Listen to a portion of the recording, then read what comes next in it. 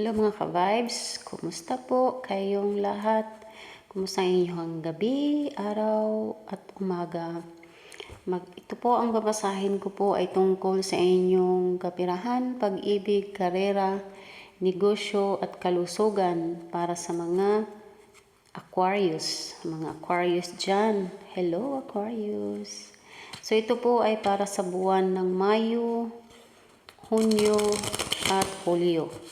So, buwan ng May, June, July ang babasahin ko tungkol sa inyong kapirahan, pag-ibig, karera, negosyo at kalusugan. So, tingnan po natin kung ano po ang ganap at magaganap sa mga buwan na yan sa zodiac sign ng Aquarius 2025.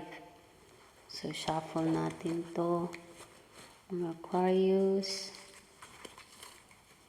Hello sa inyo, so spirit guides, angel guides,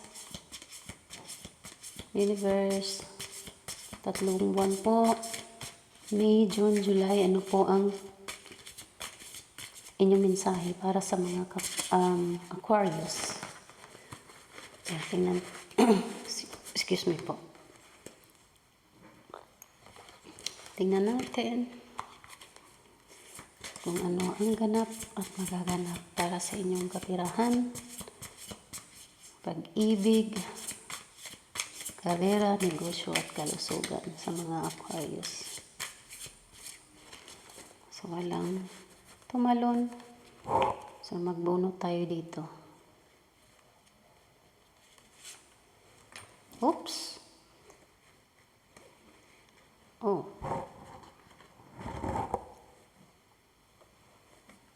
So, yun to. May nagano kasi siya eh.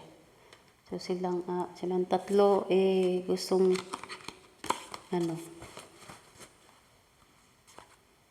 gustong bumaba.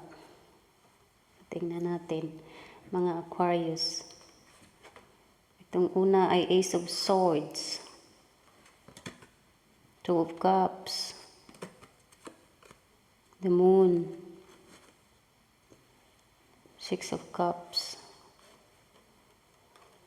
Sa mga Aquarius, cross watchers, o kahit sino man ang makarelate po nito, kunin nyo lang po ang makarelate, kunin ang mga positive vibes, tapon ang mga negative na hindi pwedeng kunin. Sa mga ba't lagi akong Capricorn? May Capricorn dito na makarelate. Tingnan nyo po mga Capricorn. Kasi bigla akong sa cup, ganun eh. So, it means Capricorn siya. So, para po ito sa mga Aquarius. So, Aquarius, alam nyo, may nakita ako dito sa inyong kalusugan, may sakit, sumasakit po lagi yung kanang mata nyo. Patingin po kayo sa optic. Siguro siguro yan sa mata nyo. So, masakit itong hindi siya sa ito sa may itaas ng inyong kilay, konekta sa mata, papuntang dito sa ulo.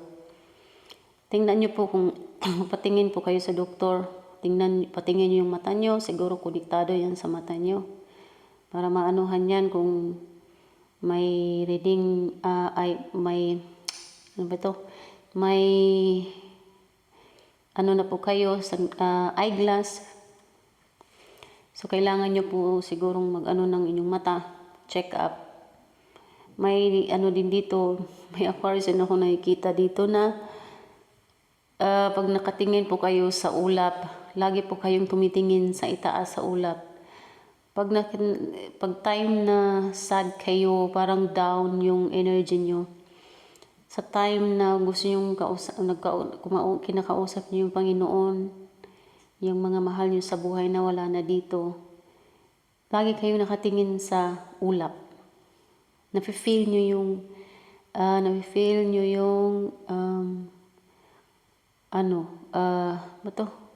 yung peace. Yung peace of mind, yung peace of ma-feel nyo yung ang ganda. Sana para na lang akong ibon lumilipad. Yun. May Nakikita din ako dito, ang daming nainggit sa inyo mga Aquarius. Ba't lagi ito? Last time din po na ano ako, may nakita din ako dito sa mga Aquarius na nagbasa din ako last month na nakita ko din na may nainggit. May nainggit po sa inyo, katrabaho, kahit mga part sa pamilya nyo, kapitbahay. Basta may nainggit. Ang daming nainggit, gusto magkompetisyon po sa inyo. Gusto magkipag-compete kung anong meron ka. Gustong i-compete, may be aware din po kasi may tao din dito na gagawan kayo ng storya. Gagawan kayo ng storya mga Aquarius. May nakita din ako dito, itong tao na to maano to sa pag ikaw ang kaharap. Para bang friendly siya, yung normal lang. Pero hindi nyo alam na nakatalikod po kayo snake ano to ahas na energy. Itong tao na to, ang daming nakasunod, ang daming nakasubaybay. Para kayong siguro may mga artista dito kung makarelate man. Ang daming sumubaybay sa life nyo. Kahit hindi po kayo artista, normal lang. Yung mga lang tayo sa lahat ng tao, kahit hindi man artista o artista. Sa nakikita ko po dito, sinubaybayan po yung kung anong meron po kayo sa social media. Sinubaybayan po kayo. Pero alam nyo, wala kayong pakialam. Walang pakialam ang mga Aquarius. Si Aquarius ay may naramdaman, may sakit, pero hindi niya pinapakita, ini-ignore niya. Huwag niyo pong ignorin yan mga Aquarius kasi kung ano pong naramdaman niyo sa inyong kalusugan, sa inyong katawan, kung may something na sakit, huwag po kayo magdepende sa gamot kung anong meron po kayo mga Aquarius. Magdasal ng taimtim, manghingi ng gabay at saka sign. Manghingi po kayo ng sign mga Aquarius. Hingi po kayo ng sign na pag may makita kayong butterfly, sign ang kukunin nyo. Ito talaga, may nakita talaga ako, ang bigat na pakiramdam ko. Itong may talaga dito, ang daming nainggit talaga Aquarius, as in. Ang daming nainggit kasi kahit sa mga nangyayari sa buhay, nakita ko dito na ang daming nangyari sa kanyang buhay pero bumabangon pa rin siya. Bumabangon siya kahit pa wala siyang nakuhang tulong sa kanyang pamilya o sa ibang tao. Independent masyado si Aquarius. May nakita din ako dito. Alam niyo mga Aquarius, sa 3 buwan ng May, June, July, may bagong kakilala po kayo o makikilala pa lang. Itong tao na itong makikilala nyo, mapera po siya, mga Aquarius. Mapera po itong tao na itong makikilala nyo po. Itong tao na to, mapera. At alam nyo mga Aquarius, ito may nakikita din ako dito sa inyong kapirahan. Okay yung kapirahan nyo mga Aquarius. May nagninegosyo din dito. May nakita ako dito gustong magnegosyo ng mga apartments. May nakita din ako ditong mga Aquarius na kaguluhan. May pag-aagawan sa mga property, may pag-aagawan sa lupa o di kaya yaman, mga inheritance. May nakita ako dito. Pag-aagawan ng mga property. Nakaw. Pag nanakaw, may din dito. Pero kahit anong nangyari, kalmado lang po ang mga Aquarius. So itong mga nangyayari, mga nagaganap sa inyong buhay mga Aquarius, lang kayo chill lang. Hinahangat or inaano lang yan, sorry po na bulol po ako minsan. Kayo kung anong nangyayari sa inyong buhay ay binigay nyo na lang po lahat yan sa Panginoon. Yes po. May dito din, parang nagsugal ata si Aquarius. May nakita ako ditong nagsugal Okay lang naman yung magsugal, pero wag naman po ikarera. Pero wag naman po talagang, hindi ko sinasabing i-ano niyo yung sugal. Ito lang ang sugal, hindi talaga mabuting idudulot ang sugal. Kung magnegosyo po kayo mga Aquarius, alam nyo Aquarius, mag-start po kayong magnegosyo ng, ano ba to? Magnegosyo po kayo ng tindahan. Tindahan? O di kaya gasolinahan, tindahan, kahit anong klaseng negosyo, umpisahan nyo po. Maganda po ang ano ng inyong mga kamay, mga negosyo, tungkol sa negosyo mga Aquarius. Yes. At sa pizza 15 po, may nakita din ako dito, pizza 15. 15 tsaka 12 sa mga petsa na to. Yes, 15 at saka 12, may nakita ako dito. Itong mga petsa na to ay may matatanggap kayong pera.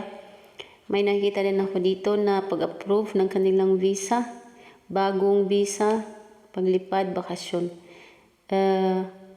May naramdaman ako dito. Si Aquarius talaga masakit yung inyong ulo. Konektado sa inyong right, gilid sa inyong kilay, sa right side ng inyong kilay. Yes. Pretending si Aquarius na happy siya. Pretending siya na okay siya. Pero hindi ka okay. May nakita ko dito. Hindi okay sa Aquarius. Deep inside napapagod na rin sa Aquarius. Sa daming responsibilidad. May ano din dito. Pag-ingatan nyo talaga yung kalusugan ng Aquarius. Ang dami nyong naramdaman. Huwag nyo pong ignorin. Puro kalusugan ang na-feel ko dito ni Aquarius Hindi lahat Huwag nyo pong kunin kung hindi po kayo nakarelate sa mga sinasabi ko tungkol sa mga ganitong klase ng karamdaman nyo. Opo. Ang pag-ibig naman ni Aquarius, may bagong mamimit, may bagong makikilala, at itong tao na to ay mapera. Aquarius. Ito po ay talaga pag makikilala ka nito, hindi ka na niya makalimutan. Ito mga Aquarius. May mag-asawa dito na may nakita ko dito na zodiac sign ng Pisces tsaka Libra. May nakita ko dito. Pisces tsaka Libra at Gemini, Scorpio. So, itong mga konektado ni Aquarius, itong mga zodiac sign na to, sila po ang magdadala po sa inyo ng swerte. Sila po ang magdadala sa inyo ng lucky charm, mga Aquarius. So, ang pinaka-main po sa inyo, ang inyong kalusugan po, huwag niyo pong i-ignore yan, mga Aquarius. Life is life. Life is life, mga Aquarius. Huwag masyadong seryosohin. Kasi, pag seryosohin yung buhay natin, piktado lahat. Part of life talaga. Walang tao na walang problema. Lahat tayo may problema, mga Aquarius. So, huwag masyadong magkulong at huwag masyadong anuhin ang mga sitwasyon kasi everything happens for a reason, mga Aquarius. So, kung ano man po ang bigat na iyong naramdaman, ipagdasal niyo po yan, mga Aquarius. Ibigay po lahat yan sa ating Panginoon. Nandyan lang naman si Angel Spirit, saka Spirit Guides, nakaantabay at nakagabay po sa inyo. Mayroon din ako ditong Spirit Guides, mga dito, na mayapa na sa mundo. Ginagabayan po kayo. Sabi po nito, huwag kayong mag-alala. Darating din yan sa tamang panahon ng inyong hiling. Diba, Aquarius? Ang ganda ng mensahe nyo.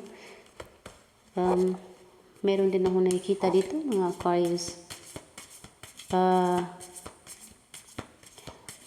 Try po kayong, huwag po kayong masyadong mag-ano sa inyong kalusugan. Kung pwede po, diet. Nakikita kasi ako ditong overweight eh. Medyo maano na yung timbang. Bawas-bawasan ang timbang konti, mga Aquarius. Kasi may mga ano ka na, naramdaman sa inyong mga tuhod. Sa inyong mga buto-buto. Yan. Check up inyong buto, inyong mata, kalusugan, mga Aquarius. Tingnan natin kung ano ang inyong love oracle cards. Pili, mga Aquarius, saan dito? Tingnan natin, dito tayo. Oh! Sige na nga, dito na lang sa una. Sa mga Aquarius, tingnan natin. Oh my God. Coffin. Endings bring new beginnings, growth, change, liberation, transition. Hindi lahat na porque ba coffin, ano na siya. May, ano naman ito, ibig sabihin may beginnings, growth, change, liberation, transition. So, negative, positive din ang result din ito, mga Aquarius. So, sabi ko kanina na mag-ingatan nyo ang inyong kalusugan. Magpa-check up, mga Aquarius. Kasi pag malaman nyo kung anong meron ng ano sa inyong kalusugan, maging aware po kayo. Huwag po masyadong pabaya sa inyong kalusugan, mga Aquarius. Okay? Tingnan natin ang inyong angel numbers oracle deck. Tingnan natin. Ay, hindi. Kukuha pa ako. Sorry. Kuha pa ako dito ng isang mensahe pa. Pasensya na, mga Aquarius. Tingnan natin sa love oracles niyo pa. Kuha pa tayo ng isa. Pasensya na po.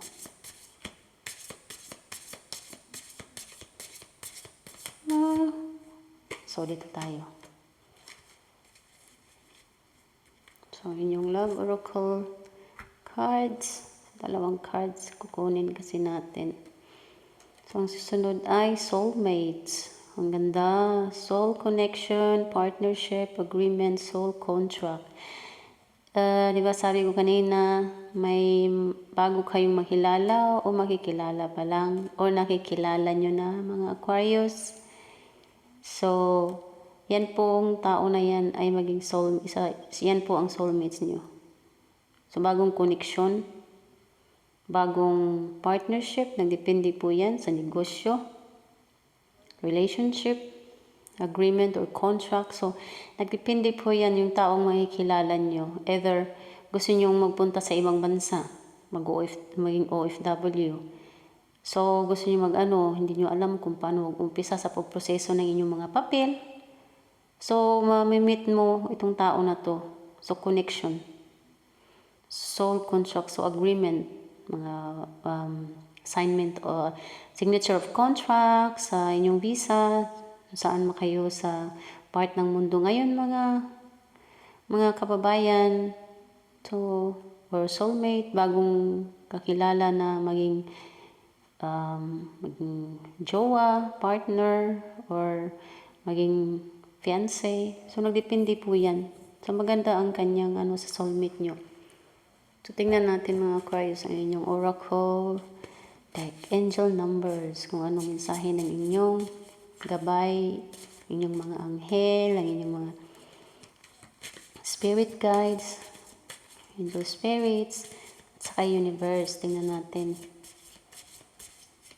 Anong angel numbers po para sa inyo? Mensahe. Kuha tayo dito. Saan dyan? Aquarius, sige, dito tayo.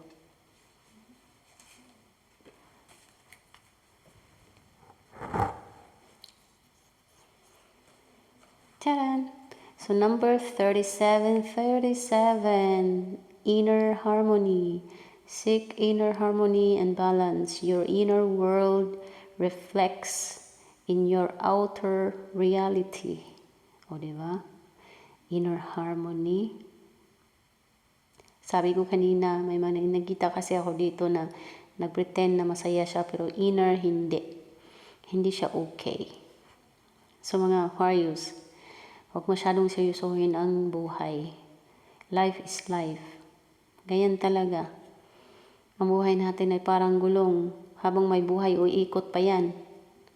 So huwag masyadong seryosohin. Balance. Inner world reflects in your outer reality. Kung may anong meron po kayo, ano nyo yan? Bato. Connect. Huwag seryosohin ang sitwasyon. So, everything happens for a reason. So, meron pa tayo ditong mga coins. May coins po ako dito mga Aquarius. Mag-wish po kayo kung anong i-wish nyo. In 3 seconds. So, mayroon po tayo ditong no at saka yes. No or yes. So, tingnan natin. Mag-wish po kayo mga Aquarius. Mag-wish po kayo kung ano po ang inyong wish. Mag-isip-isip na bago ko buksan kung anong resulta.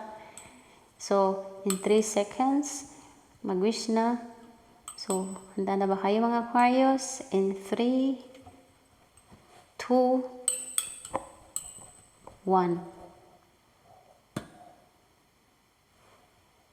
Oy. No. No daw mga Aquarius. Kung ano mang wish nyo, sa ngayon, no muna. Kung anong wish nyo po. Okay? So, no po ang sabi ni Universe sa inyo. Kung anong wish nyo po. No muna. Hindi pa daw pwede. So, palang araw pwede na yan. Pero sa for the meantime, hindi pa po muna daw. So, no. So, maraming salamat sa panonood. Hanggang dito na lang po muna tayo mga Aquarius. Hanggang sa muli. Paalam.